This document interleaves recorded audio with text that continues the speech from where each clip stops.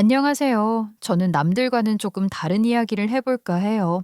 우선, 저는 아주 어릴 때부터 고아원에서 자랐어요. 이것부터 평범한 삶과는 거리가 멀죠. 부모님이 없다고 해서 불행한 건 아니지만 남들과 많이 다른 시간을 보냈죠. 저는 아주 어릴 때부터 부모가 고아원에 버리고 간 거라 생각하고 부모라는 존재를 굳이 찾으려고 하진 않았어요. 다만 고아원에서 자랄 때부터 갖고 있던 미아 목걸이는 소중하게 간직하고 있었죠.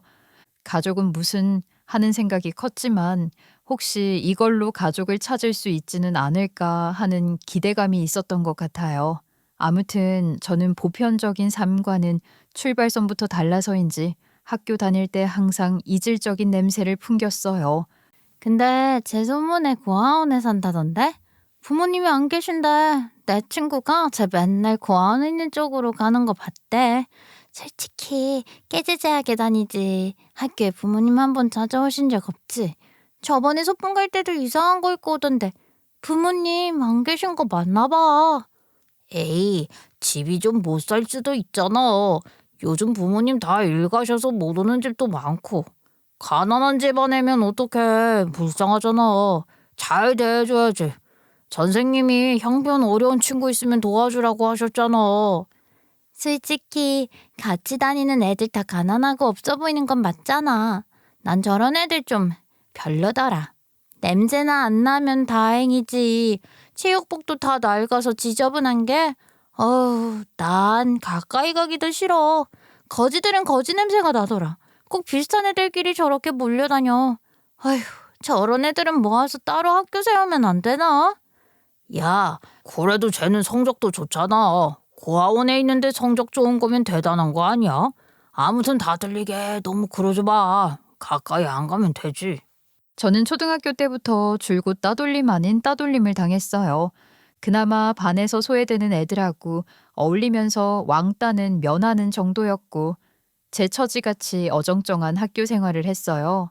그래도 제가 타고나기에 공부에는 소질이 있는 편이라 항상 상위권이었고 그것 때문에 애들이 저를 심하게 대하지는 못했죠. 가끔 못된 애들은 거지 냄새 난다, 제 고아원 출신이라더라 하면서 뒤에 다 들리게 수근거렸지만 그것도 자꾸 들으니 무뎌졌어요. 야, 넌 왜 여기 있어 거슬리게. 고아원 냄새 나니까 꺼져. 짜증나게 진짜. 우리 반에 왜 저런 게 있는 거야? 저런 애들은 퇴학 못 시키나? 하지만 소위 일진이라고 하는 애들은 자기들 기분 나쁘면 갑자기 저를 욕하면서 샌드백으로 썼고 그때는 정말 저도 욱하는 마음에 싸우고 싶을 때가 많았어요. 그래도 잘 참아냈고 고등학교 가서는 다들 자기 미래 때문에 걱정이 많아져서인지 따돌리거나 그런 건 없었어요. 저도 공부에 열중하며 시간이 빨리 흐르기를 바랐고 돈이 항상 부족해서 남몰래 김밥집 알바도 하면서 밤잠 주려 공부했어요. 고등학교 졸업 후에는 바로 시설을 나가야 했으니 제 힘으로 살아갈 방법을 찾으려 노력한 거죠. 그래, 이제 시설 나갈 때가 됐는데 어디 갈 때 찾았니? 당장 살 곳 마련하기가 어려울 텐데 생활비는 어떻게 하려고? 원장님, 저 알바하면서 돈 조금 모아둔 게 있어서 생활비는 있어요.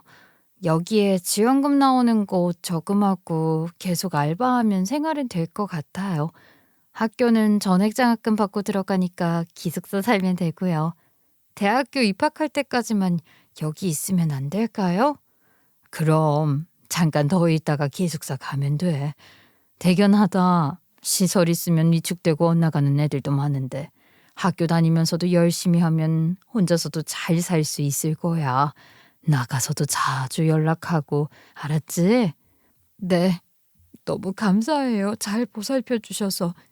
부모님도 절 버렸는데 원장님은 끝까지 책임져 주시네요. 저 진짜 열심히 살게요.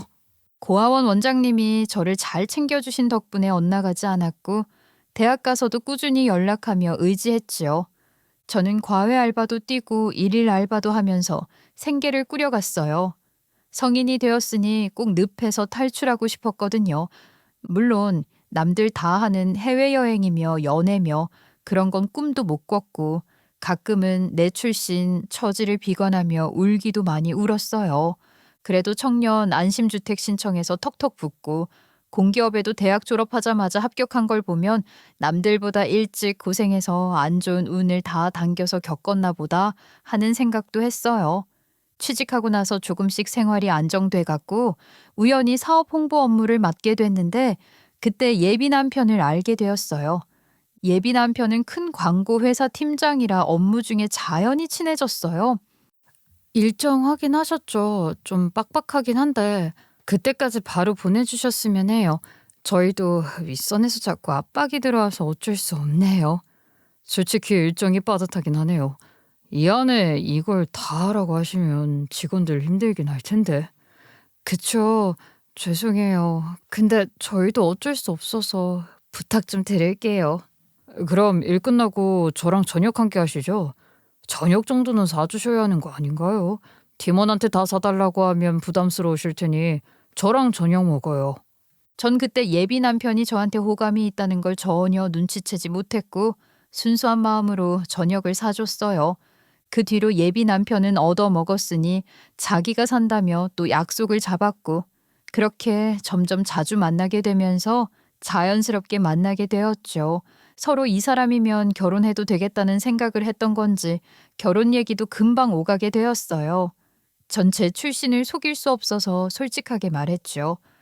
사실 내가 고아원 출신인데 어릴 때 애들한테 괴롭힘 당하기도 했고 부모 없는 서름도 많이 겪었어. 대학 들어가면서 나아졌지. 정말 힘들게 살았는데. 결혼하면 혼주석에 아무도 못 앉을 텐데 어떡해? 상견례 할 때도 와줄 사람 없는데 현실적으로 결혼은 어렵지 않을까? 그동안 많이 힘들었지. 상견례 같은 건 신경 쓰지 마. 그냥 우리 집에 인사드리러 가면 되잖아. 그리고 혼주석 비면 어때? 나랑 둘이 입장하고 결혼식 더 재미있게 꾸미면 되지.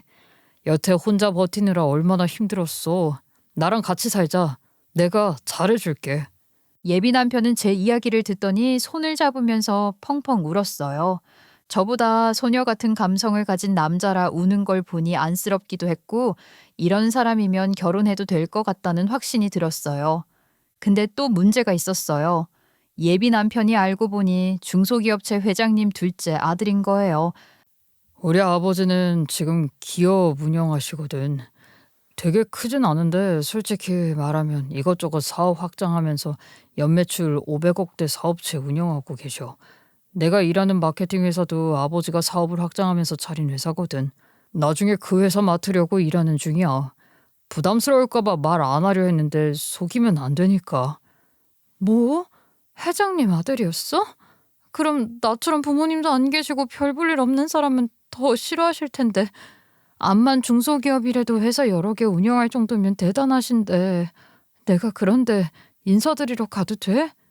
그럼 우리 아버지는 형 결혼하면서 나한테 맨날 만나는 사람 없냐, 결혼 언제 하냐며 닥달하시는데 내가 좋아하는 사람 있다고 한번 인사드리러 간다고 하면 좋아하실걸? 별 3개의 기업이나 놀이공원 운영하는 그런 어마어마한 기업까진 아니어도 저에게는 너무 과분한 시댁이라 거북스럽더라고요. 그래서 저는 결혼을 계속 망설였어요. 솔직히 결혼 얘기 나올 때마다 부담스럽긴 해. 너무 딴 나라 세상 같거든. 부모님 안 계시는 나를 좋은 집안 분들이 받아주시기나 할까? 결혼하고 나서는 또 어떡해. 난 친정이 없잖아. 시집에 끌려다닐 거 생각하면 그것도 부담스러워. 그런 건 걱정하지 마. 너한테 다 맞출 테니까 불편할 일 없을 거야. 싫으면 우리 집에 안 가도 되고 내가 그 정도 커버도 못할까 봐 걱정 안 해도 돼. 예비 남편이 계속 매달리고 저도 사람은 좋으니까 결혼해도 괜찮지 않을까 하는 생각이 들었어요. 그래서 인사갈 날짜 잡고 긴장하고 있는데 예비 시어머니가 새엄마라는 사실에 더 긴장이 됐어요. 내가 고민할까 봐 이제 말하는 건데 사실 친엄마는 아주 어릴 때 돌아가셔서 안 계시고 새엄마가 계셔. 그분은 아버지 앞에서는 착한 척하는데 형이랑 나만 있으면 얼마나 못되게 구는지. 말로 자꾸 갈궈서 스트레스 주고 성적 떨어지면 혼냄답시고 아버지 안 계실 때 창고에 가두게 됐어. 뭐? 진짜? 요즘 애들 그런 일이 있다고? 제 속으로 낳은 자식 아니라고 어떻게 그럴 수가 있어? 새엄마는 결국 아이를 못 가졌는데 젊을 때는 내가 아들만 낳으면 너네는 다 쫓겨난다는 말을 달고 살았어. 그래서 형이랑 나는 내심 불안해서 공부도 열심히 하고 아버지 말 잘 들으려고 노력했지. 지금은 새엄마 자식이 없어 아버지 없으면 찬밥 신세 될까 걱정이 됐는데 어떻게든 회사 하나 차지하려고 기를 쓰더라. 타고난 성정이 못 돼서 우리 형제는 아예 사람 취급도 안 하니까 참고만 해도. 그럼 나도 마음에 안 들어 하시는 거 아니야? 너한테 뭐라고 하면 내가 다 막아줄게. 내가 그 정도는 해야지. 고아원에서 자랐다고 미리 집에 얘기했는데 새엄마가 뭐라고 하든 상처받지 마. 내가 누구를 데려가든 다 마음에 안 들어 하실 뿐이니까. 긴장할 필요도 없어. 너한테 막대하면 그 길로 나올 거니까. 저는 불안하고 걱정됐지만 예비 남편만 믿고 예비 시댁에 인사드리러 갔어요. 역시 예상한 대로 의리의리한 대저택이었어요. 들어가는 데만 해도 숨이 막혔고 내가 이런 집안하고 엮여도 되나 싶어 지금이라도 그만둔다고 할까 하는 갈등이 생겼죠. 들어가 보니 예비 남편 새엄마가 앉아 있었고 아주버님 될 예비 남편 형도 있었어요. 다들 큼직한 소파에 앉아 있는데 가진 것 없고 보잘 것 없는 출신인 저와 너무나도 다른 모습이라 위축되기 시작했어요. 이제 왔니? 네 아버지는 일이 바빠서 조금 늦게 오신다더라. 결혼할 여자 데려온다니 신나서 달려오신다던데. 데려와도 이런 여자를. 일단 앉아라. 예비 시어머니는 정말 냉랭한 태도였고 표정만 봐도 주눅이 들었어요. 안녕하세요. 재수 씨 될 분 오신다 해서 일정 맞춰서 들어왔어요.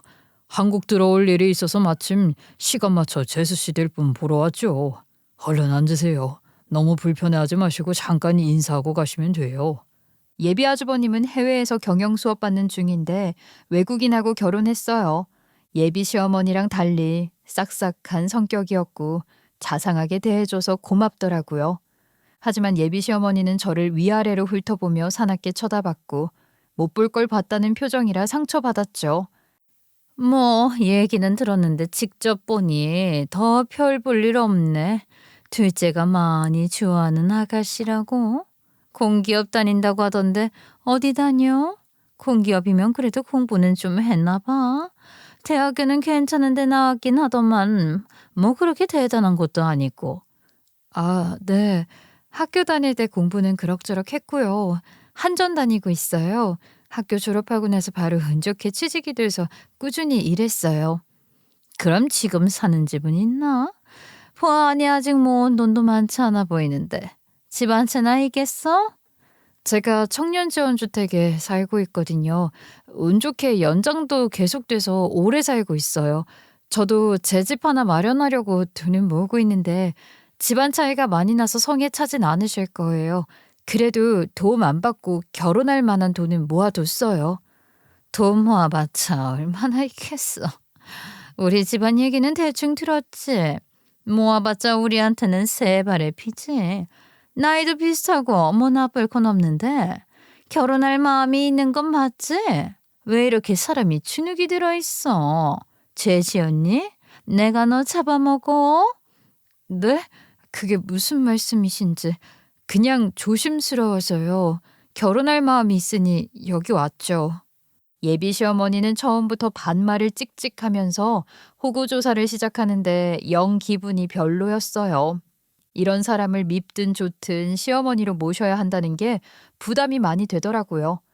그래서 저도 조금은 퉁명스럽게 대답했는데 혀를 차면서 혼잣말인 척하는 큰 소리로 뭐 저런 게 다 있냐고 하니 속이 부글부글 끓었어요. 어쨌든 나이며 직업이며 하나하나 알려주는데 고아원 출신이라는 게 역시 턱 걸렸어요. 근데 부모 없이 자랐다고 하던데 고아원 출신이라고? 아예 처음부터 부모가 없었니? 혹시 부모가 이혼하면서 고아원에 맡겨버린 거 아니야? 너무 대놓고 물어봐서 그냥 아는 대로 대답했죠. 누가 고아원에 데려다 놨는데 잘 몰라요. 부모님 얼굴 모르고 아주 어릴 때부터 고아원에서 자랐거든요. 대학 입학 전까지는 쭉 고아원에서 자랐어요. 그럼 학교 다니면서 생활비는 어떻게 했지? 학비에 생활비에 돈이 한두 푼 드는 게 아닌데. 저도 도와줄 가족이 없으니 공부를 나름대로 열심히 했어요. 대학 등록금은 전액 장학 받아서 문제 없었고 과외 알바하면서 혼자 알아서 생활비 마련했거든요. 기숙사 살아서 집도 걱정 없었고요. 졸업하기 직전에 집 얻고 직장도 돼서 쭉 돈 모아 살고 있어요. 옆에서 예비 아주버님은 진짜 대단하다고, 우리처럼 처음부터 가진 거 많은 사람보다 이런 분이 진짜 훌륭하다며 칭찬하는데 부끄럽더라고요. 예비 남편 보고 결혼 잘한다고 추켜 세워줘서 민망한 와중에 예비 시어머니는 멋씹은 표정이었고 역시 결혼을 반대했어요. 솔직히 고아라는 게 거려지네. 능력도 크게 뛰어난 것도 아니고. 솔직히 말해서 네 부모도 버린 년을 우리가 받아줄 거라고 생각했어. 우리 양반도 부모 없다고 하니 영 탐탁지 않아 하더라. 큰애는 뭐가 그리 좋다고 해벌쭉하냐? 저런 고아년이 그리 대단해 보이든. 예비 남편은 발끈했고 예비 아주버님도 그게 무슨 말이냐며 화를 냈죠. 저기요, 내가 좋다고 하면 되지 아줌마가 무슨 상관이에요. 그리고 아버지도 내가 좋다고 하면 다 좋다고 하셨거든요. 말 꾸며내지 마세요. 어릴 때부터 중간에서 이간질하려고 들더니 지금도 그러세요? 뭐? 아줌마? 너 엄마한테 그게 무슨 말이야? 아줌마라니. 너 키워준 엄마한테 그게 무슨 말버릇이야? 둘 다 그만해요. 집에 처음 오신 손님도 계신데 언성 높이지 말고 차분하게 얘기하자고요. 이게 무슨 창피해요. 왜 다들 소리를 질러요? 처음 인사하러 온 분 민망하게. 예비 아주버님이 급하게 중재했지만 예비 시어머니는 예비 남편한테 막말까지 퍼부었어요. 지 엄마 잡아먹은 게 꼭 데려와도 저런 고아년을 데려오네. 어디 큰 분도 없는 걸 회장님 며느리로 들이려 해. 집안 망신시키는 것도 적당히 해야지. 너 같은 거한테 그래도 아들이라고 회사 안아주려고 노력하는 회장님 생각하면 데려올 생각도 하지 말았어야지. 여기서 우리 엄마 얘기가 왜 나와요? 당신이 뭔데 우리 엄마를 입에 올려요? 장난해요? 우리 아버지 돈 보고 온 주제. 사실 예비 남편이 태어날 때 생모가 출혈이 심했고 급격히 몸 상태가 안 좋아지더니 그날 바로 손도 제대로 못 써보고 돌아가셨다고 해요. 그 뒤로 새 엄마가 들어왔으니 사이가 안 좋을 수밖에 없었죠. 이게 어디서 말을 함부로 해. 너 말 다 했어? 예비 시어머니가 한창 퍼부으려고 할 때 회장님이 들어오셨어요. 예비 시아버지라서 더 긴장됐고 상황이 상황인 만큼 뻘쭘하더라고요. 그래도 저를 보고 의외로 반겨주시는 모습에 조금은 안심됐어요. 아, 오늘 인사 오기로 했던 분이지요. 얘기 많이 들었어요. 일단 앉죠. 근데 밖에까지 큰 소리가 나던데 이게 무슨 소란이지? 손님 오셨는데 웬 큰 소리야? 다들 손님 앞에서 무슨 짓인지. 둘째, 너는 왜 소리를 질러? 너 그래서 결혼이나 하겠어? 예비 남편은 씩씩거리면서 혼자 화를 가라앉혔고 예비 시어머니는 불쌍한 척하며 자기 방어를 하는데 꼴사납더라고요. 내가 고아 며느리는 솔직히 마음에 안 든다고 하니 저렇게 화내고 날 데리려 하잖아요. 부모 없이 자랐지 근본도 모르지 어떻게 며느리로 맡겠어요? 당장 결혼할 때 신부 쪽만 텅텅 비어있고 혼주석도 비어있으면 회장님 체면이 뭐가 돼요? 그래서 반대한 건데 얼마나 무섭게 하는지. 회장님 안 오셨으면 큰일 날 뻔했어요. 예비 시어머니는 눈물까지 글썽거리는데 지금 사람들 다 보는 데서 거짓말을 하나 싶어 어이가 없었어요. 예비 남편에게만 듣던 광경을 보니 이런 집구석에 시집을 와도 되나? 차라리 여기서 다들 반대해서 자연히 헤어지는 게 마음 편하겠다는 생각이 들 정도였죠. 예비 남편은 좋았지만 저런 시어머니를 어떻게 모시고 살 거냔 말이죠. 독립적으로 산다고 해도 집안 사람이 되면 마주쳐야 할 텐데 암만 생각해도 자신이 없었어요. 근데 회장님은 되게 온화했고 저한테 친절하게 대해 주셨어요. 처음 인사하러 와서 이렇게 소란스러우니 내가 할 말이 없네요. 대충 듣긴 했는데 부모님은 안 계시다고요. 그래도 혼자 공부하고 대학 나와서 공기업까지 다니니 훌륭하네요. 나이 차이는 얼마 안 나지요? 아, 네. 나이는 제가 2살 어려요. 큰 차이 없으니 그 부분은 걱정 안 하셔도 돼요. 제가 많이 부족한데 부모님도 안 계셔서 아주 어릴 때부터 고아원에서 지냈고 원장님하고는 아직도 연락하고 있어요. 운이 좋아서 취업도 빨리 된 것 같고요. 염치 없지만 그래도 결혼 얘기가 오가서 한번 인사드리러 왔어요. 난 크게 따지는 거 없어요. 우리 아들놈이 좋다면 나는 찬성이에요. 이렇게 생활력 강한 사람이 며느리로 들어오면 살림도 알차게 살 것 같아 좋네요. 그리고 요즘 시대에 둘이 좋으면 그만이지 부모 생각이 뭐가 필요하겠어요. 둘만 좋으면 아무 걱정 마요. 집하고 혼수하고 필요한 건 내가 다 책임지고 챙겨줄게요. 예비 시아버지는 꼬박꼬박 존댓말을 하며 저를 잘 챙겨주셨고 그 모습에 다시 결혼해도 되려나 하면서 고민했어요. 바람에 휘날리는 갈대처럼 마음이 계속 오락가락했죠. 예비 시어머니 혼자 결사반대하더라고요.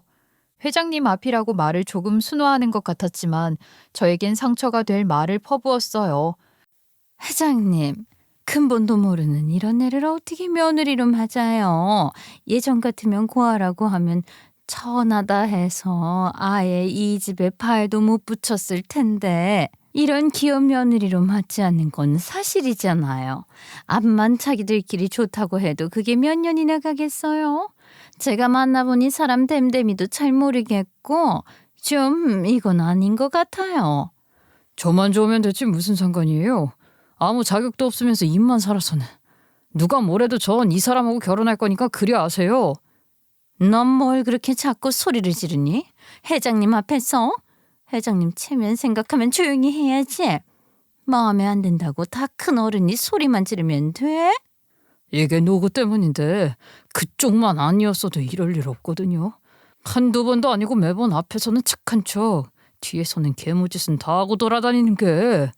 뭐? 이게 진짜 보자 하니까?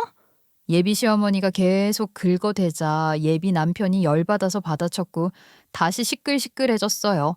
예비 아주버님은 그만 좀 하라고 말렸고 회장님도 손님 앞에서 무슨 짓이냐며 나무랐어요. 내가 저 아가씨 때문에 아들한테 콸씨 받네. 아이고 며느리랍시고 데려왔으면 조용히 얘기나 하다가 이것이지. 마음에 안 든다고 소리만 빽빽 지르니 원. 내가 너 잘못 가르쳤다고 소문날까 무섭다. 그리고 아가씨, 난 너 인정 못하니 이만 가봐. 집에 분란만 일으키는 걸 보니 우리 집하고는 안 맞는 것 같아. 저는 제가 잘못한 게 없는데 전부 저 때문이라고 하는 게 너무 어이가 없었어요. 더는 참지 못해서 저도 나가려고 했죠. 네, 솔직히 저도 인사드리러 와보니 결혼이 고민되네요. 사람 앞에 두고 반말하시고 무시하는 것도 정도가 있죠. 회장님 인품 봐서는 결혼해도 나쁠 거 없다는 생각이 들지만 이건 아니네요. 그리고 전 친정도 없고 혈혈단신인데 이런 기업체 집안이랑 맞지 않는 것 같아요. 저는 소파에서 일어나 꾸벅 인사를 하고 몸을 휙 돌려 얼른 나가려고 했어요.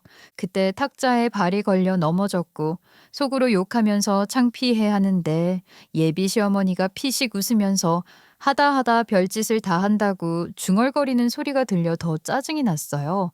예비 남편은 괜찮냐고 하며 저를 일으켜 세워줬고 저는 민망하니 아무렇지도 않은 척 툭툭 털고 나가려 했죠. 근데 툭 하는 소리가 나서 바닥을 보니 가방에서 미아 목걸이가 떨어졌고 제가 주워서 가방에 넣으려는데 회장님이 그걸 발견했어요. 그게 뭐죠? 가방에서 떨어졌는데. 아, 네. 미아 목걸이예요. 고아원 갈 때부터 갖고 있었는데 부모님이 만들어주신 것 같아요. 이거 갖고 있으면 부모님 찾을 수 있을 줄 알았는데 안 나타나시더라고요. 그래도 혹시나 싶어 버리지 않고 갖고 있었는데 하필 이런 자리에서 떨어지네요. 그럼 이만. 미아 목걸이는 나무로 된 거였는데 음각으로 제 이름이랑 나이, 생년월일이 적혀 있었어요. 그때 갑자기 예비 시어머니가 자기가 좀 보자며 급히 제 쪽으로 오는 거예요. 예비 시어머니는 제 손에서 뺏어 들듯 미아 목걸이를 가져갔고 너무 놀라서 어쩔 줄을 모르더라고요. 이게 진짜 네가 가지고 있던 거라고? 네, 갑자기 왜 그러세요? 제 건데 왜 함부로 가져가세요? 이만 돌려주세요. 예비 시어머니는 갑자기 수도꼭지를 튼 것 마냥 울기 시작했어요. 다들 어리둥절했고 회장님이 왜 그러냐고 하길래 예비 시어머니는 미아 목걸이를 건넸지요. 회장님도 자세히 보더니 눈이 둥그레졌고 같이 울기 시작하는 거예요. 두 분 다 우니까 이게 무슨 일인가 싶어 황당했어요. 제가 예비 남편을 보니 예비 남편도 영문을 몰라 저랑 예비 아주버님만 번갈아서 쳐다보며 어리둥절했죠. 그러다 회장님이 진정하더니 예비 아주버님 보고 시간도 늦었고 얼른 일 보러 가라며 보냈어요. 넷만 남아서 어색한 침묵만 흐르는데 회장님이 조심스럽게 이야기를 하는 거예요. 이 목걸이가 정말 아가씨께 맞다면 아가씨는 이 사람 친딸이네. 네? 뭐라고요? 아니 그게 무슨 말도 안 되는 소리 하지 마세요. 제가 어떻게 이분 딸이에요? 제가 이런 분 딸이라고요? 말도 안 돼. 저 결혼 안 시키려고 두 분이 쇼하는 거 아니에요? 제가 마음에 안 들어도 그러시면 안 되죠. 어떻게 그런 거짓말을. 저도 놀라서 횡설수설했어요. 물론 두 분의 반응을 보면 허튼 소리를 하는 건 아니라는 것쯤은 알 수 있었어요. 하지만 말도 안 되는 소리라고 치부하고 빨리 이 상황을 정리하고 싶었죠. 솔직히 누가 목걸이를 보자마자 거짓말처럼 울겠어요. 무슨 연고가 있다는 건 갓난쟁이도 알 수 있을 만한 일이에요. 하지만 저는 이 현실을 부정하고 싶었어요. 그래, 많이 놀랐지요. 하지만 정말 이 사람 친딸이 맞아요. 이 사람이 나 만나기 전에 딸이 하나 있다고 했는데 잃어버렸거든요. 남편하고는 일찍이 사별했고 딸 하나 손잡고 어떻게든 나등바등 살아보려 여기저기 다녔는데 혼자 일하니 애를 제대로 볼 수가 있나. 누가 애 보는 걸 도와주기를 하나. 그러다 보니 아가씨를 잃어버렸는데 그 뒤로 못 찾았다고 하네. 지금 갖고 있는 목걸이도 이 사람이 서툴게 만든 거라고 들었는데 이름이나 생일본이 딸이 확실하네. 아니, 뭐 갑자기 지어낸 말씀은 아닌 것 같은데요. 그럼 제 이름이랑 나이 듣고 뭔가 의심이 됐어야 하는 거 아닌가요? 솔직히 이름은 정말 흔하고 잃어버린 지 수십 년이 지나지 않았나요. 그러니 나도 잊어버리고 있었고 이 사람도 못 찾겠거니 막말로 이 세상 사람이 아니겠거니 그렇게 생각하며 지내고 있었던 거죠. 그리고 설마 이런 일이 일어날 줄은 누가 알았겠어요. 저도 지금 황당한데 여기 있는 사람들 전부 황당하겠지. 근데 그걸 왜 회장님이 알고 계신 거죠? 그렇게까지 구체적으로 알고 계신 것도 신기한데요. 두 분 다 재혼이라고 들었는데 솔직히 자식 얘기는 잘 안 하게 되지 않나요? 뭐든 다 의심스럽지요. 이 사람은 나한테 과거를 숨기지 않고 다 이야기해줬고 미아 목걸이도 있다면서 얼마나 애타게 아가씨를 찾아다녔는지 몰라요. 내가 이 사람 좋다고 결혼하자고 하니 처음엔 싫다면서 구구절절 이야기해줬거든요. 그러다 같이 잃어버린 자식 찾으러 다니고 챙겨주다 보니 정이 들어 다시 가정을 꾸리게 됐지요. 나야 아들놈 둘이나 맡긴 신세라 아무 말 못하고 하자는 대로 따라줬고 회사 일으킨 뒤에도 계속 몰래 아가씨 찾아보긴 했는데 결국 못 찾았어요. 그러다 오늘 제 발로 걸어왔으니 참 이게 무슨 일인지. 저랑 예비 남편은 한동안 말을 못했어요. 예비 시어머니, 아니 제 친엄마도 아무 말도 못한 채 울기만 하더라고요. 회장님도 친엄마가 계속 우는 걸 보니 또 옆에서 엉엉 우는데 이거 혹시 몰래카메라 아닌지 누가 방송 촬영하는 건지 별 생각이 다 들었어요. 자네가 그렇게 애타게 찾던 딸이 제발로 며느리 될 사람이라고 걸어왔네. 이게 무슨 일인가. 자네가 뜬 눈으로 밤지새며 애타게 찾던 딸이 며느리가 된다니. 아이고. 제가 그때 얼른 찾았어야 했는데 전국을 뒤져서라도 찾았어야 했는데 여태 못 찾은 게 아니네요. 예비 남편도 이걸 뭐 어떻게 해야 하는 건지 모르겠다는 얼굴로 황당하게 앉아 있었어요. 저는 제가 얼른 결단을 내리고 나가버려야지. 안 그러면 이 말도 안 되는 사건에 휘말려서 정상적인 사고가 불가능해질 것 같았어요. 저는 이 결혼 못해요. 제가 이 결혼을 어떻게 하겠어요. 피가 안 섞였다고 해도 엄마가 재혼한 집 아들이라고 하는데 이게 말이 되는 일인가요? 지금이라도 저 떨궈내려고 속인 거면 얼른 말씀해 주세요. 이런 일을 어떻게 속이겠어요.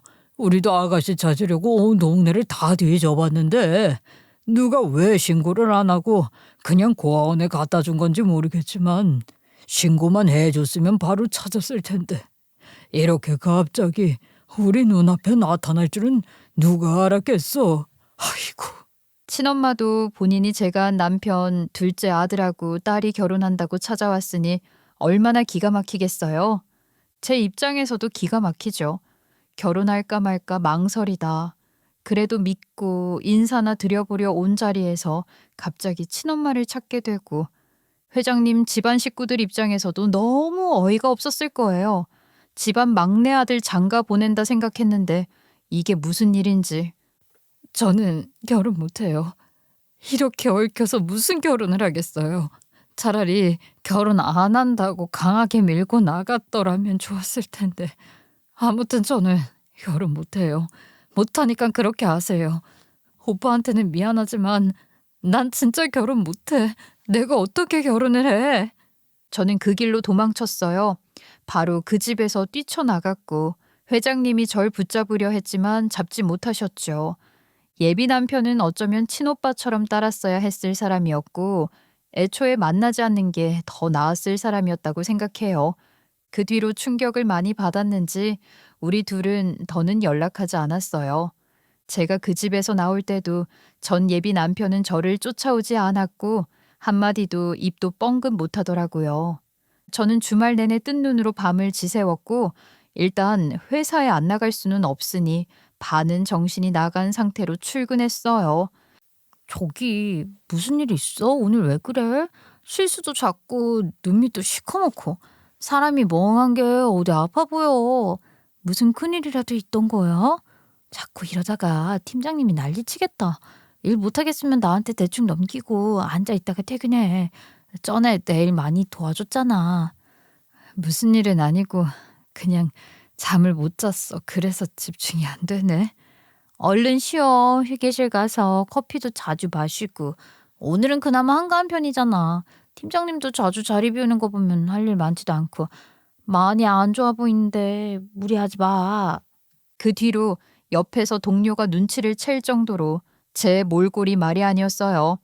저는 누구한테 털어놓으며 하소연하지도 못했고 속만 썩어갔죠. 거울을 봐도 제 얼굴이 못 봐줄 정도였어요.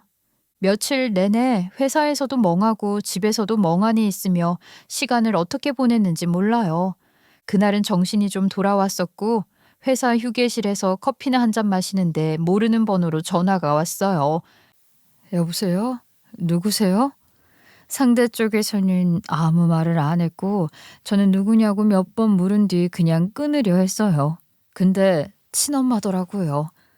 나야, 네 엄마. 네? 전 엄마 없는데요. 전 고아원에서 자랐는데요. 전 엄마 없으니 끊을게요. 그날 충격도 많이 받았고 저한테 못되게 굴었던 게 생각나서 그냥 끊으려고 했어요. 사실 전화하거나 만나거나 하면 속만 더 시끄러워질 것 같아서 피하고 싶었어요. 친엄마는 급하게 잠깐 기다려보라고 했지만 저는 그냥 전화를 끊어버렸어요. 더 할 얘기도 없었거든요. 근데 친엄마가 아예 집 앞에 찾아온 거예요. 뭐예요? 여긴 어떻게 알고 왔어요? 저한테 더 할 말 있으세요? 이런 거 범죄 취급받는 건 몰라요? 허락도 없이 남의 개인정보 알아내고 집까지 찾아오고 돈 많다고 아무 짓이나 다 해도 되는 줄 알아요? 잠깐이면 돼. 내 얘기 좀 들어줘. 어? 오래 안 있을게. 앞으로 안 보고 살자 하면 안 볼 테니까 잠깐만 보자. 자세히 보니 또 손에 뭘 바리바리 싸들고 왔던데 친딸 찾았다고 엄마 행세하려는 건가 싶어 어이가 없었어요. 그 전에 엄마라고 찾았다면 좋다고 울면서 웃고 춤도 췄을 텐데 엄마를 찾은 것도 정말 말도 안 되는 자리였고 인간성 밑바닥까지 다 본 상태라 저런 사람이 내 엄마라는 게 믿기 싫더라고요. 그래도 차마 외면하진 못해서 들어오라고 했죠. 친엄마는 바리바리 싸들고 온 음식을 하나하나 보여주면서 제 눈치를 봤어요. 이게 내가 급하게 마련해 온 건데 입에 맞을까 모르겠다. 크면서 입맛도 많이 변했을 테니 뭘 해오기도 뭐해서 맛있다고 소문난 반찬 가게 가서 하나씩 사왔어. 혼자 사니까 밥 해먹기도 힘들지. 자취하니까 뭐라도 필요할 것 같아서 챙겨왔어. 뭐라고요? 이 난국에 반찬이라고요? 혼자 그렇게 속편한 소리를 하세요? 반찬이라니. 이제 와서 엄마 행세하겠다 그 말이에요? 그날은 그렇게 저한테 모진 소리 해놓고 본인 딸이 고아원에 있는데 어떻게 고아원 출신이라고 그런 막말을 하세요. 그러더니 자기 딸이라고 하니 갑자기 이렇게 바뀌고 정말 무섭네요. 나야 그 아들 형제랑 사이도 안 좋고 고아원에서 자랐다고 하니 이상하게 그냥 마음에 들지 않더라고. 둘이 집안 차이도 심하니 안 맞는 것 같아서 더 모질게 군 것도 있어. 나도 속이 편하지만은 않았다. 아무리 그래도 그렇지 사람한테 그런 막말을. 제가 당신 딸이라는 게 부끄러울 정도예요. 알아요? 반찬은 필요 없어요. 다시 갖고 가세요. 그래도 가져온 거니까 다 먹어. 불편하게 안 할게. 할 말만 얼른 하고 갈 테니까 일단 앉아서 차라도 마실까? 혹시 몰라 커피랑 차도 가져왔는데 혼자 사니까 나 아무것도 없을 것 같아서. 용건만 말하고 가세요. 커피는 그냥 제가 사둔 블랙커피 타드릴게요. 빨리 마시고 가세요. 저는 이제 와서 딸 챙기는 엄마 노릇한다는 모습에 화가 났어요. 그날 저를 괄시하고 못되게 군 모습도 자꾸만 겹쳐서 왜 하필 저런 사람이 내 엄마인 건가 싶어 더 짜증이 났죠. 그러면서도 그래도 내 엄마라는 생각에 내심 반갑고 옛날 얘기도 들어보고 싶은 게 참 이중적이더라고요. 사람 마음이라는 게 어쩔 수 없나 봐요. 커피포트에 물 끓이는 동안 어색한 정적이 흘렀고 친엄마는 안절부절 못하며 제 눈치만 보더라고요. 커피 타서 식탁에 앉아있는데 둘 다 입을 떼지 못했어요. 그러다 친엄마가 뜬금없는 소리를 했어요. 저기 내가 그 집에서 나갈 테니까 둘째랑 결혼해. 너희들이 그렇게 좋아한다며. 둘째도 지금 얼굴이 말이 아니더라. 제 속도 속이 아니겠지.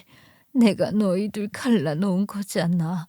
나만 빠지면 너희들이 행복하게 잘 살 수 있으니 내가 빠지는 게 맞다. 네? 갑자기 그 집에서 나간다니요. 회장님 조와 결혼한 거 아니었어요? 근데 왜 나간다고 하세요? 저 어차피 결혼 생각 크지도 않았고 오빠가 하도 졸라서 생각해본다 한 거예요. 전 결혼 안 해도 돼요. 그러니 회장님 봐서라도 그 집에서 사세요. 전 결혼 안 할 거예요. 그래도 너희 둘이 많이 좋아한 건 내가 다 안다. 너 만나고 나서 둘째가 얼굴이 피던데 너 많이 좋아하는 것 같더라. 나만 빠지면 둘이 결혼하고 잘 살 수 있지 않냐. 괜히 앞길 창창한 청춘에 재 뿌리는 것 같아서 미안한 마음만 들더라. 차라리 내가 목걸이 보고 모른 척 할걸. 괜히 아는 척해서 이 사단이 났구나. 그러게요. 차라리 엄마인 거 평생 모른 척하고 지내지 왜 갑자기 그러셨어요? 속으로만 알고 묻어두지. 못된 시어머니인 척해서 안 보고 사는 게 나았을 뻔했어요. 그러게 내가 죄인이다.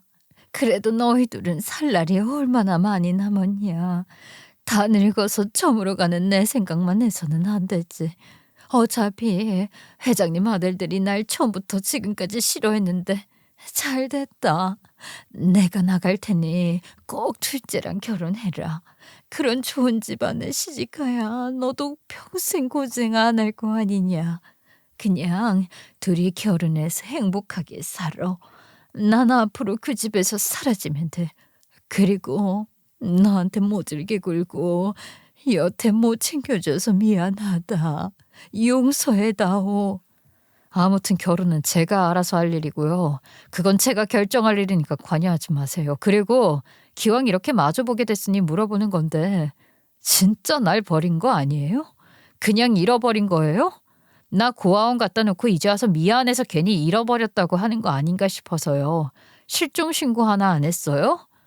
실종 신고를 왜 안 했겠어?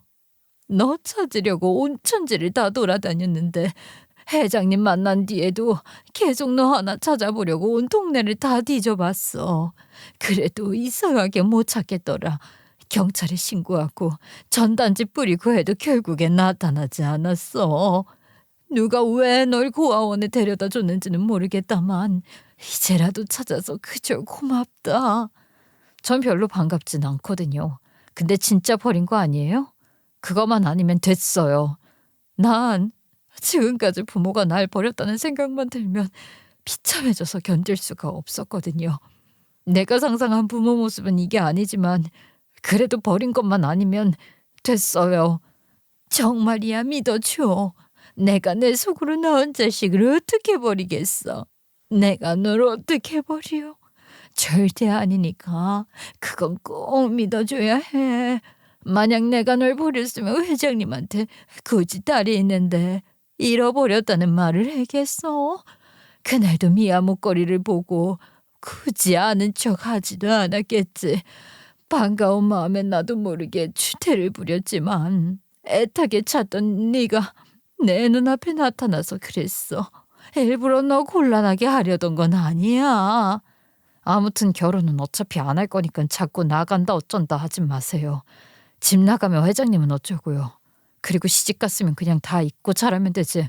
왜 아들들한테 그렇게 못되게 굴었어요? 내가 다 들었어요. 맨날 말로 괴롭히고 가두기까지 하고.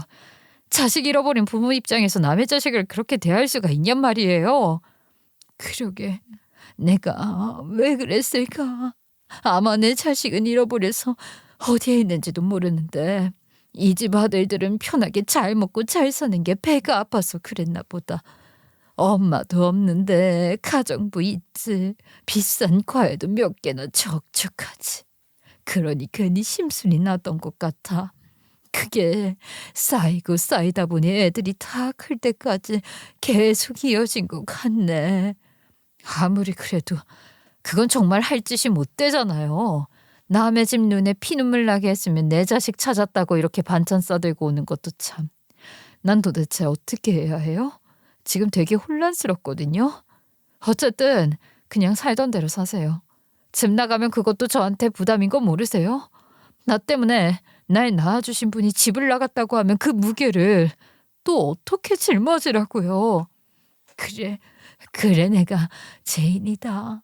다 내가 잘못한 거니까 날 원망해. 내가 내 자식 원망스러운 말도 못 견디면 되겠어. 결혼은 다시 잘 생각해보려. 나만 빠지면 다들 행복해질 것 같구나. 친엄마는 그렇게 저랑 한참을 얘기하다 가버렸어요.